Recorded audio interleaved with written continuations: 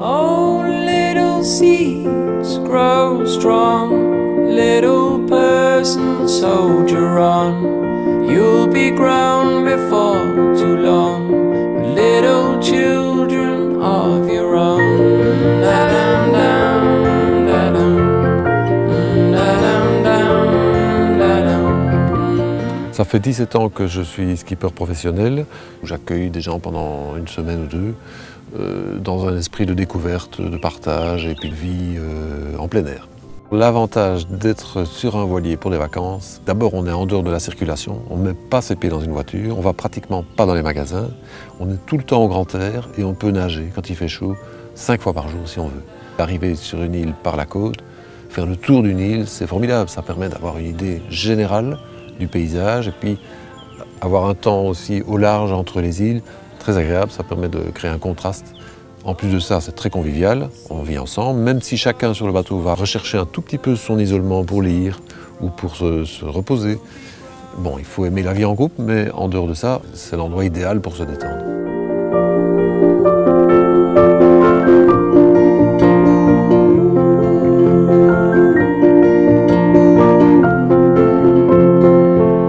J'ai envie de me consacrer surtout à des pays qui permettent de faire des petites navigations de jour, pas des trop grandes étapes.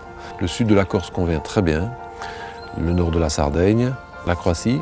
La Croatie, c'est beaucoup d'îles, des distances très courtes, et ça permet de faire un circuit où on change tous les jours d'endroit sans devoir faire demi-tour. On est la plupart du temps à l'ancre, c'est-à-dire dans une eau claire et propre, qui permet de se baigner, c'est très agréable le matin. Il y a souvent des choses intéressantes à aller visiter, plutôt des sites naturels ou bien des sites culturels ou architecturaux. Je m'organise pour que tout le monde se sente en vacances. Alors si on répartit les tâches, il y en a certains qui font les tâches et les autres se sentent en vacances. Moi je veille un petit peu à la bonne marche de l'ensemble, mais je reste surtout disponible pour conduire les uns et les autres à terre, pour veiller au confort de tout le monde, à la sécurité et pour que tout se passe bien.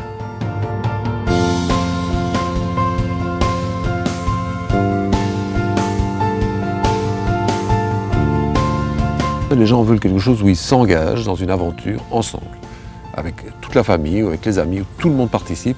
Et donc aussi bien pour la manœuvre du bateau, pour barrer, pour aller porter des amarres, pour ranger l'équipement de navigation, faire les courses, faire le ménage, faire à manger, faire la vaisselle, tout le monde participe.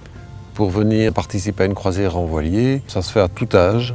En réalité, j'ai surtout accueilli des gens qui n'ont jamais mis le pied sur un voilier, qui se disent tiens, pourquoi pas essayer les vacances en bateau. Les activités qu'on peut faire, c'est souvent prendre le sentier côtier, qui existe dans beaucoup de pays. Et puis le sentier côtier passe par des sites remarquables, des points de vue, parfois des grandes plages avec des dunes, parfois des rivières. Parfois on prend l'annexe et on remonte une rivière, c'est un peu la découverte d'un pays sauvage. On va voir des espèces d'animaux. Ici par exemple en Corse, on va voir des tortues d'eau qui vivent en bord de mer. On fait du kayak, j'ai un kayak gonflable. Et bien sûr, on fait très souvent des petites randonnées palmées. Alors là, j'ai des bouquins qui expliquent les espèces marines, et puis des appareils photo, et on s'amuse à aller prendre des photos de tous les poissons, les crustacés et la végétation qu'on peut trouver sous l'eau.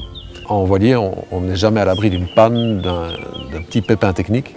Donc, à la longue, moi j'ai fini par savoir où aller pour ne pas être empêché de naviguer. Et depuis 15 ans, on a toujours pu se débrouiller pour que le bateau navigue et pour que tout le monde puisse en profiter. Moi, je peux apporter, disons, un bateau qui marche avec la connaissance du pays qui permet d'assurer que la croisière sera réussie. Little person, soldier on. You'll be grown before too long, little children of your own.